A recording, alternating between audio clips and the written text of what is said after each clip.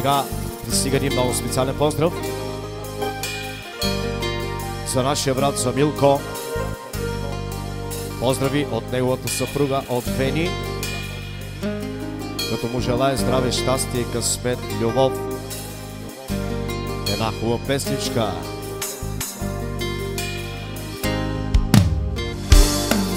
Не ме питай, майчице мила, какъв живот живея. 10 години в чужбина аз работя и се мъча. Тежко е, майко, много е тежко. Гледам децата само по месенджера. Не искам пари, не искам зато, а искам, майко, да се прибера у дома, да се завърна моята къщичка и да прекарна моите деца и моите внучета. Не искам пари, не искам злато, а искам, майко, да се прибера у дома, да се завърна моята къщичка и да прегърна моята жена и моите деца.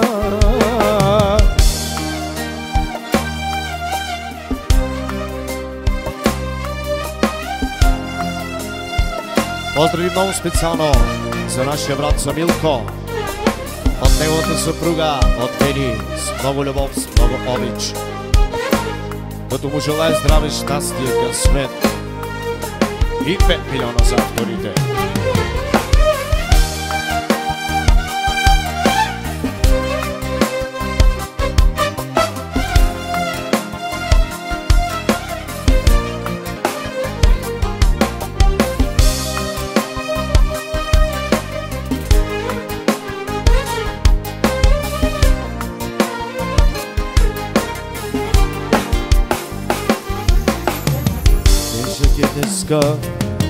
Този живот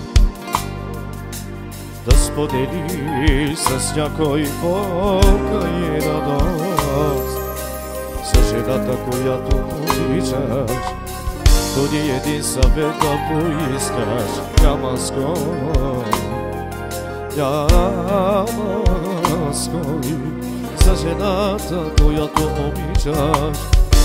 Дори един съвет да поискаш, няма ской, няма ской. Само любовта тя ни остана, да ни храни, да ни радва и да няма. Да се смеем, да плачем и по земята да се влачем заради нея. Тя любовта, да се смеем, да плачем и по земята да се влачем, само тя ни остава истинска.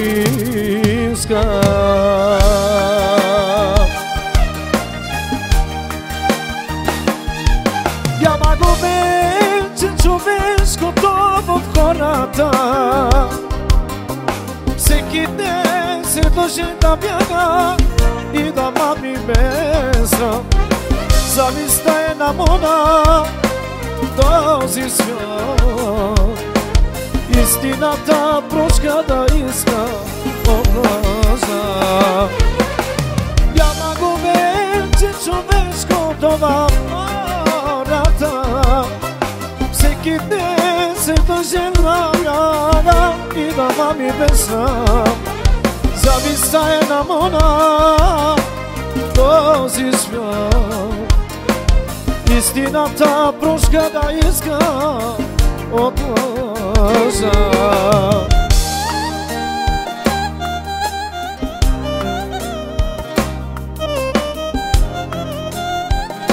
Поздрави за Милко специално. Яшаве Милко.